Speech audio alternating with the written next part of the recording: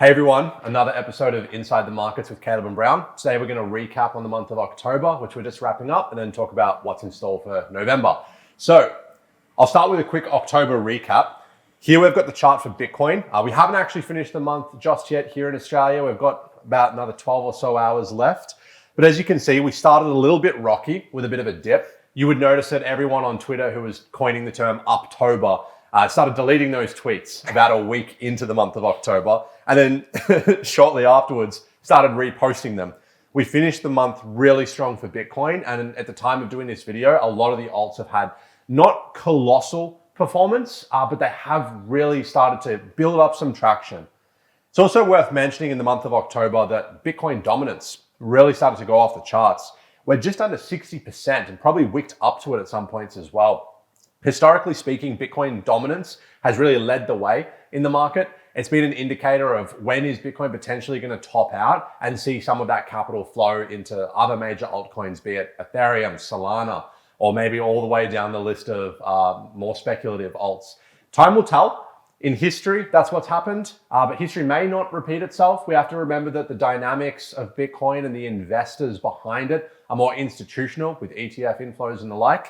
So as a result of that, we could be expecting things to be a little bit different. So what's in store for November?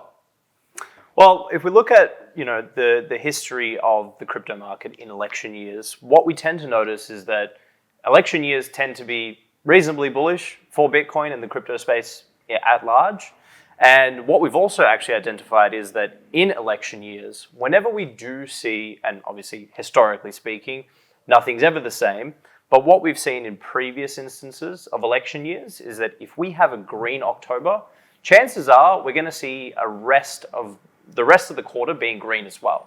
So that's what we've seen in 2020, that's what we've seen in 2016, 2012, an election year very early in Bitcoin's history. So, the data is a little bit not really worth looking at that stage. I think a big thing there too is historically election years, irrespective of the new party that gets into power, the reality is that markets tend to like and welcome change. I believe it's around 70% of the time there is change in leadership. The market does see a degree of rally in the preceding months afterwards. So with that in mind, we've had a huge October.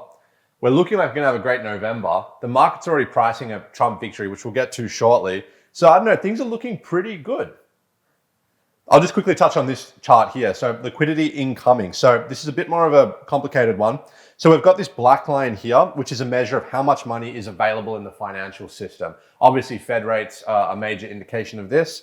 And then below that, we're detailing the RHS for Bitcoin. So the primary purpose of this chart is to explore or present a predictive or correlated relationship between liquidity conditions and the market price of Bitcoin. Bottom line is this: if more liquidity comes into the market, there is more potential capital to capture Bitcoin investing.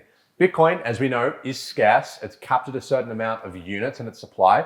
So things like this are worth keeping an eye on. More money comes into the market, could be even better for Bitcoin. I think it's worth mentioning there as well, Jake, is that we look at a lot of different indicators to think about what Bitcoin and the crypto market will do.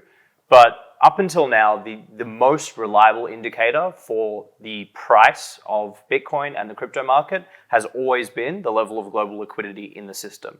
So if that's something to go off, we may be expecting some good things here in the future. For sure, for sure.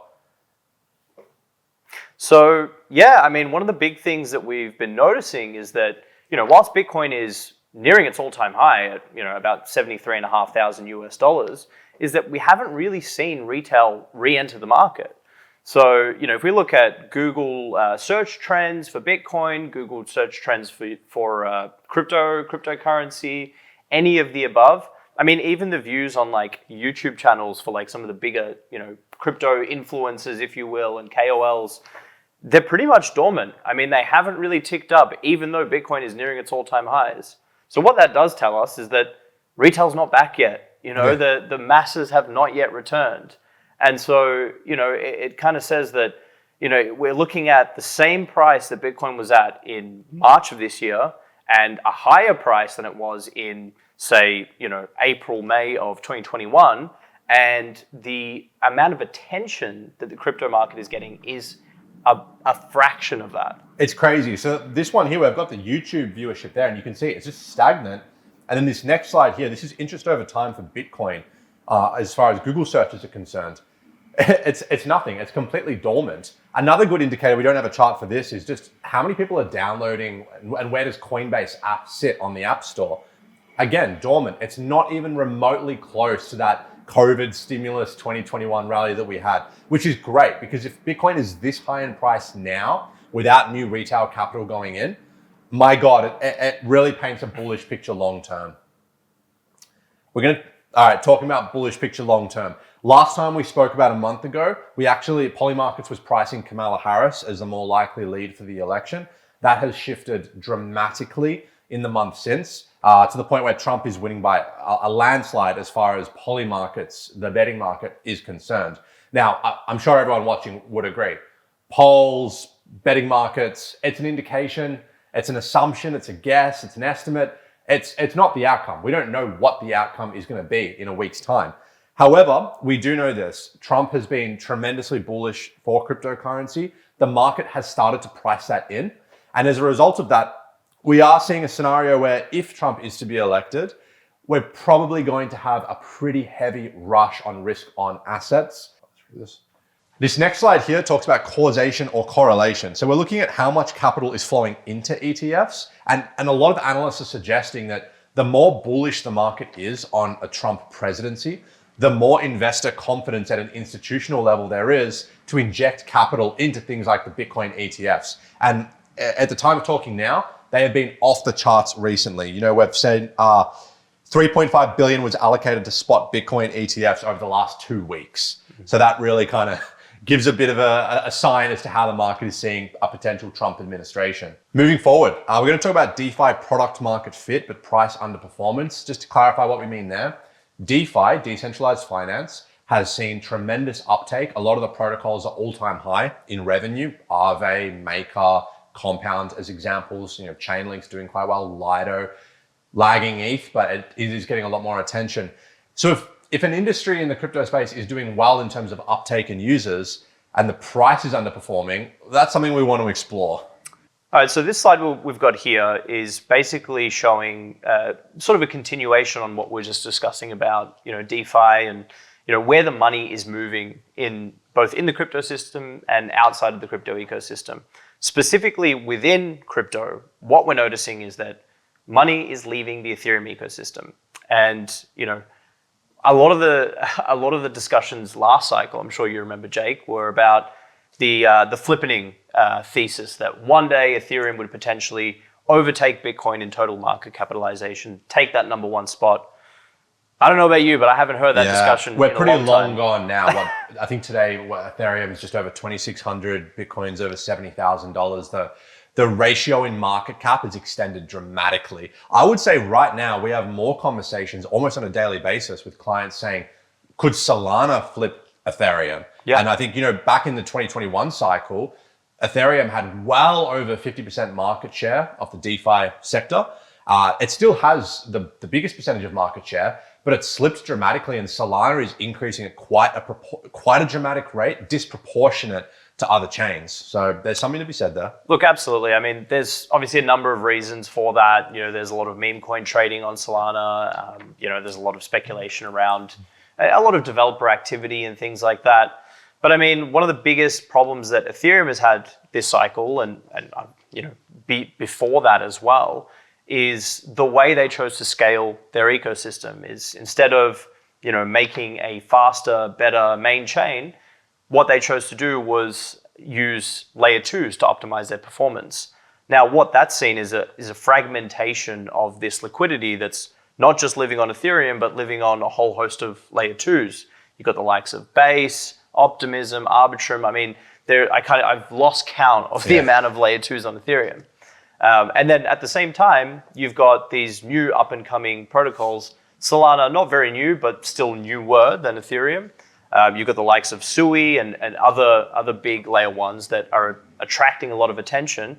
And as a result, we're seeing money leave the Ethereum ecosystem, getting bridged out of Ethereum main chain, and getting bridged into the likes of Base as a layer 2, big up-and-coming layer 2. We're seeing money bridged into Solana, Sui. That's where all the action's happening right now. And so, I'm not going to sit here and speculate as to whether any of these are going to flip Ethereum, but it is an interesting thing to note. And it's fundamentally problematic because in the simplest way possible, that is transaction fees that could be spent on Ethereum, driving revenue for that blockchain, which are quite literally just spent elsewhere now.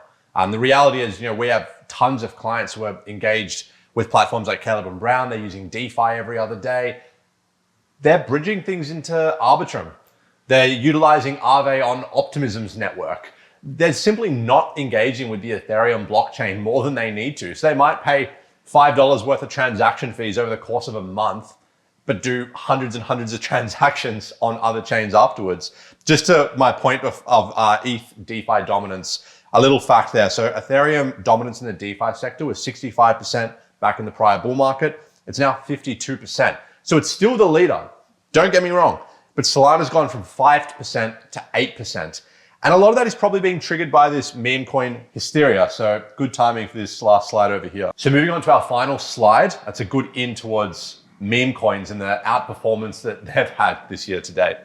Look, Memecoins, that's the word on everyone's lips for the last 12 months, I think, maybe longer.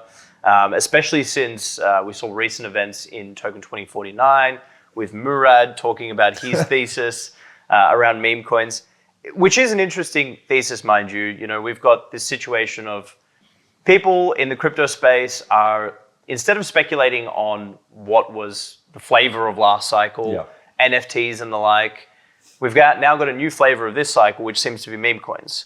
I don't know whether that'll continue. It's not looking like it's going away anytime soon, but that is the arena where everyone's playing right now. And that's where a lot of crypto enthusiasts and people in the ecosystem feel that they may have an edge, because you've got this situation of, big VC coins, the likes that have been launched over the last 12 to 24 months, heavily capitalized through venture capital, and basically, people wanting to buy these tokens are just seeing unlock upon unlock upon unlock, and they feel as though there's no advantage in getting into these coins that, the early seed round investors have already made their money on. They've made their 10x, and now they're just selling upon launch. Correct. Yeah, I think you hit the nail on the head when you mentioned that it's the same capital in this Twitter sphere, or this X now as we call it. It's the same money that's just moving from one narrative to another. And there's a lot of narratives in the crypto space, but the meme coin market, the people who are really entrenched in meme coins, my belief is a lot of them are the same people who are entrenched in Solana NFTs, and then the GambleFi tokens, and then the Ethereum NFTs in 2021, and then probably the Ethereum ICOs back in late 2017. What I mean by that is they're people who they're trying to get onto the next narrative quick, and they're willing to take big risks to potentially get a disproportionately high reward. Now, as we've seen through all those examples, NFTs back in the day, ICOs back in the day, they factually performed exceptionally well. And they factually nosedived off a cliff and are probably down 99% at this point in time. And a lot of these people who are engaging with these projects and investing in them, they know that. Mm-hmm. So I think that meme coins, whilst it's the flavor of the cycle at this point in time, it's just critical that people have a balanced view and recognize that a lot of the value that's going into that is just value that's moved out of old things into new things. And hey, this time next year, there might be a complete new narrative, and all that investor loyalty has just moved on to something else. Absolutely. I think this discussion here sort of ties in a lot of the things we've just gone through, because we've seen over the course of this cycle so far a massive outperformance in Bitcoin. We've got Bitcoin dominance higher than it's been in years, and a lot of utility-based altcoins haven't done all that much over the last couple of years. Obviously from the complete market bottoms, a lot of them have ticked upwards. But what we're seeing is just liquidity that's already in the crypto ecosystem moving from one hot topic to the next. Yeah. So it's just recycling itself. And that is, that also plays into, what we're discussing earlier about how retail isn't back yet, the Google search trends aren't there. So it's just liquidity moving from one space to another. It's going to be interesting when we see new liquidity finally entering the ecosystem. It's also critical to note that a lot of the transactional volume that you might see with some of these, let's call them top tier meme coins, the ones that have made themselves into the top 100, for example, we have to understand that there's a lot of platforms now that offer such excessive leverage on already risky meme coins that a lot of that transactional volume is really propped up by the access to leverage. So my point there is it's a very risky territory, and we obviously encourage all of our clients to do their own research. Meme coins have been the flavor of this period of time.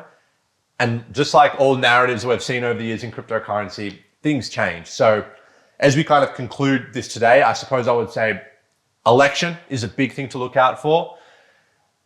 The biggest thing to look out for by far, if we do see a Trump presidency, which it does look quite probable at this point in time, then we probably are going to see a lot more liquidity flow into the market. If we see further rate cuts, the US Fed, that's only going to make things even more parabolic, I would say. But hey, look, it's anyone's guess. I do hope we finish the year strong, but we'll see how we go. Absolutely. No, it's an exciting time. The market's changing, the market's shifting. We've been sideways for a long time. I think everyone's looking forward to see what the rest of Q4 has to offer. Exactly. Well, thanks for watching, guys. Until next time.